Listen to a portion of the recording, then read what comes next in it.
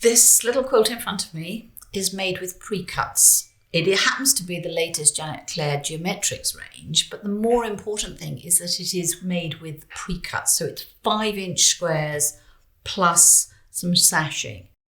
You'll see that there's a fold in here. That's because I use that fold in the fabric to help me. It helps me dictate where the middle of the quilt is. And when I cut my sashing fabric or my border fabrics, I cut from that center fold and I measure.